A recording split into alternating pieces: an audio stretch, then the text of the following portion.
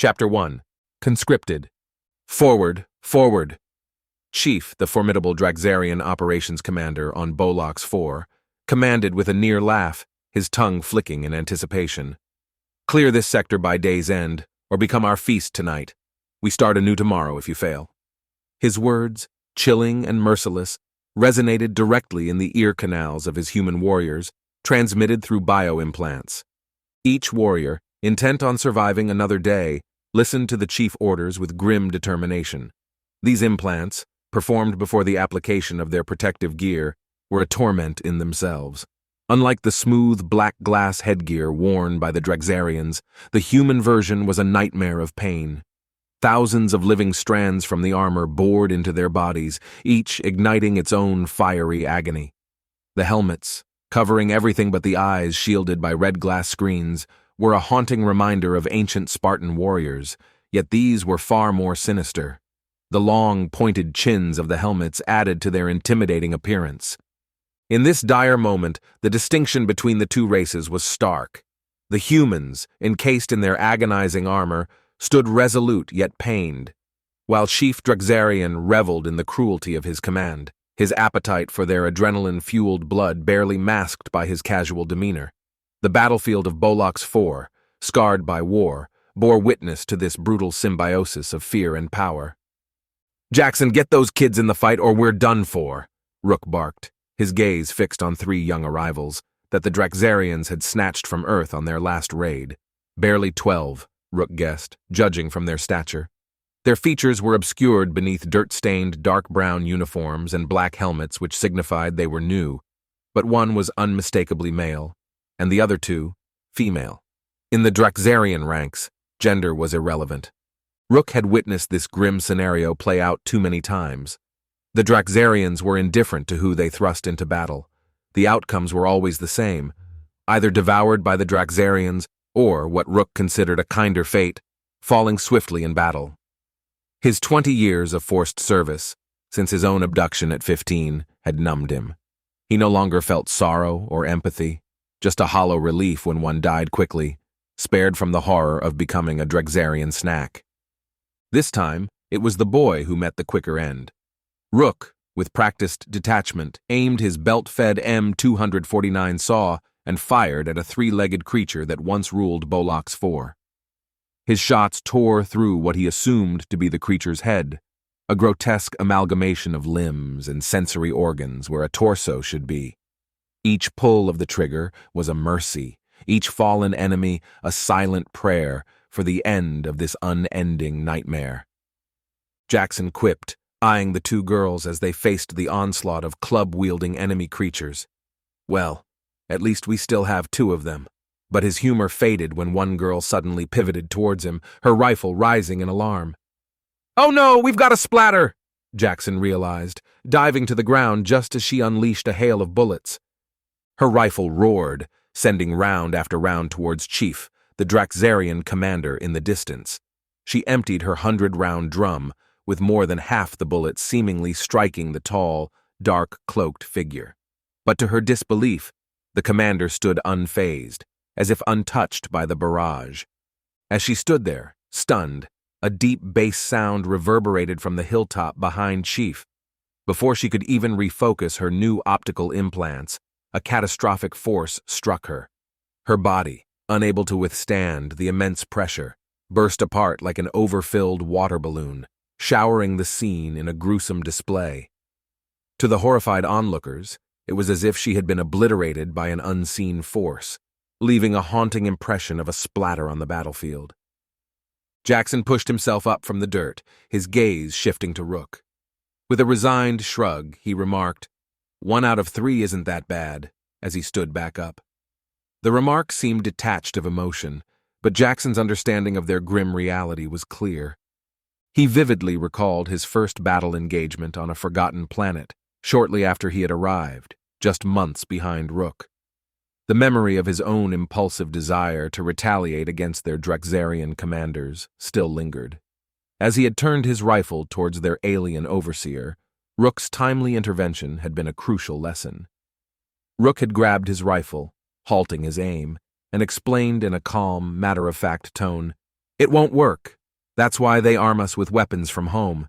It's not for our comfort. It's because they're ineffective against them.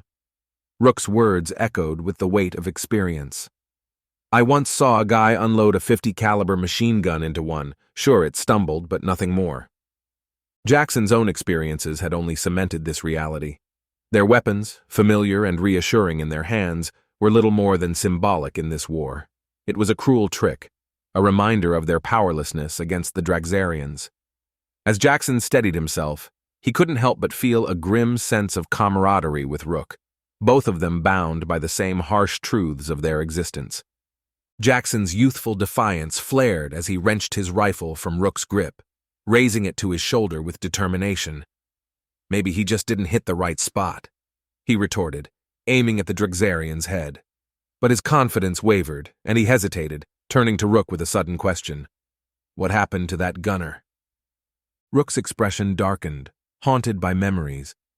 He was ripped apart by the implants they put in us. When you hear that roar, they're yanked from your body, reclaimed for the next unfortunate soul. The image was vivid and terrifying, etched deep in Rook's mind. Jackson's resolve faltered.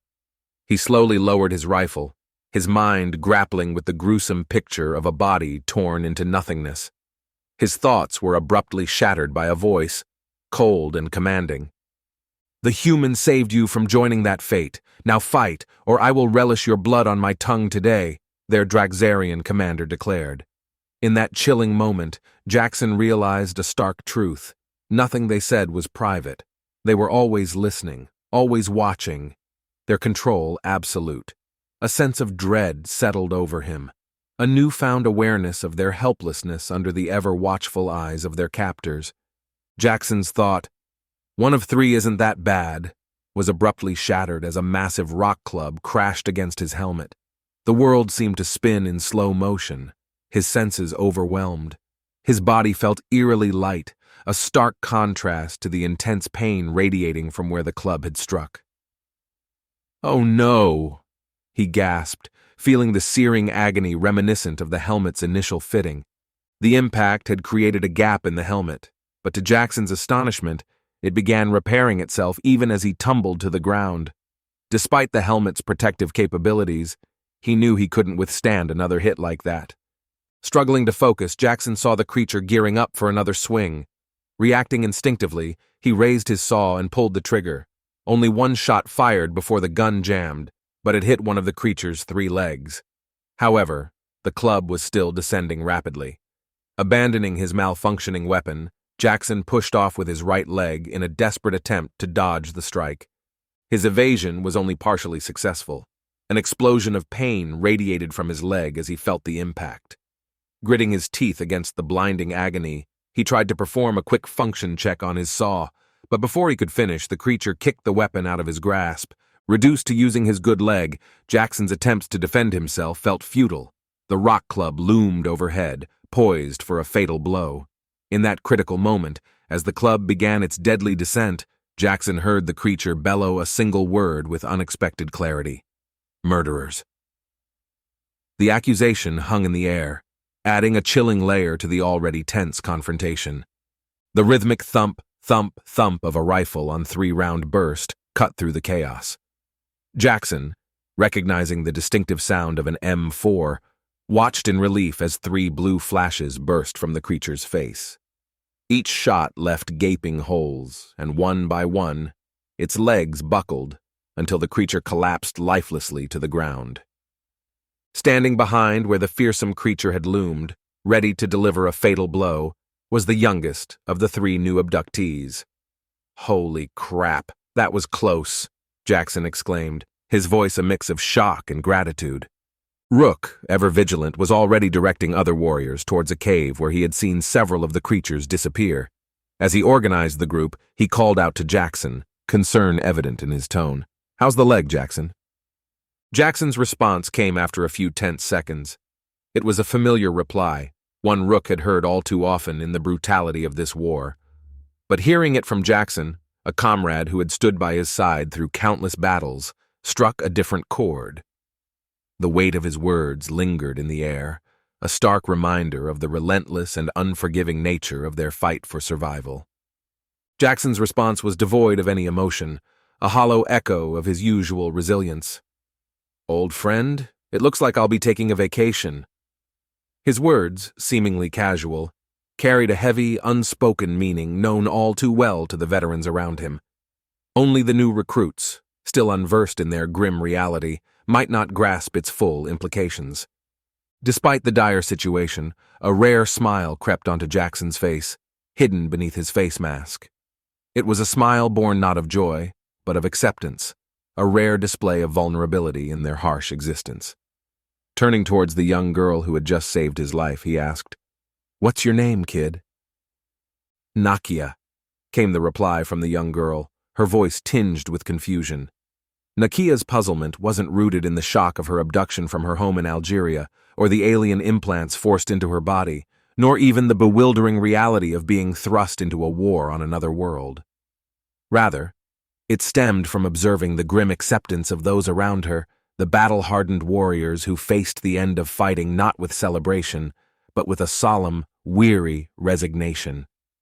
In Nakia's eyes, this world was still new and incomprehensible, a stark contrast to the veterans who had long since learned to navigate its horrors with a stoic detachment.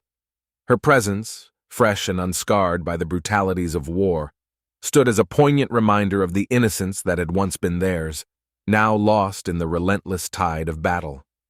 "Rook, keep an eye on Nakia. She's got potential. And tell the others." Jackson's instructions were abruptly cut off as he was suddenly enveloped in a blue light, reminiscent of the night Nakia had been abducted. Nakia watched, her recent memories flooding back. She remembered the paralysis that came with the light, the inability to speak or move, and now she saw the same fate befall the man she had just saved. As Jackson was whisked away in the radiant glow, Nakia turned to Rook, her voice tinged with concern and curiosity. "How long will Jackson have to recover?" She still couldn't fully grasp the meaning behind Jackson's mention of a vacation. To her, it sounded like a respite, a break from the relentless conflict. But the reactions of those around her suggested something more solemn, more final. Rook's expression was unreadable, a mask of stoicism honed by years of war. He hesitated, weighing his words before responding to Nakia. His reply would be crucial in shaping her understanding of their grim reality, the unspoken truths of their existence under Drexarian control, where words like vacation and recovery held meanings far removed from their traditional sense. In this moment, Nakia stood on the brink of a deeper, darker understanding of the world she had been thrust into. As the seconds ticked by, marked only by the distant echoes of gunfire, Nakia's patience waned. She glanced towards the hilltop where the Drexarian commander coldly observed from a distance. With no response forthcoming to her question about Jackson, she decided to head towards the ongoing battle. The fear of the tall, bat-like alien creatures overshadowed the threat of the three-legged ones wielding clubs. Nakia's mind wrestled with her new reality. She understood now what had befallen the other two who had arrived with her. They had succumbed to mental fragility. She had often questioned her own strength, raised in a religious household and grappling with her preference for female companionship, a source of internal conflict she mistook for weakness. Yet, 3 days into her abduction, equipped only in a biometric suit and a brief tutorial on her weapon, Nakia felt a newfound resilience.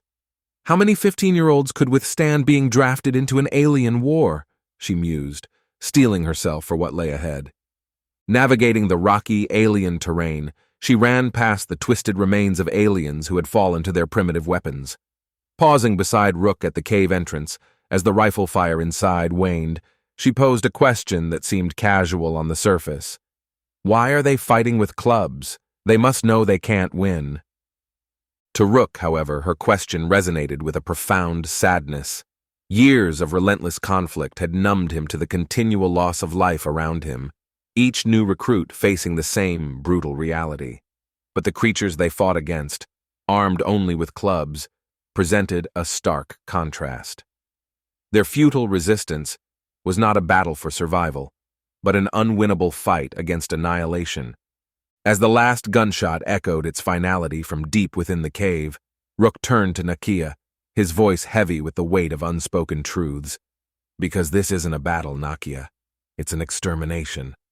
His words laid bare the harrowing nature of their existence in this alien war, a relentless culling with no distinction between soldier and victim.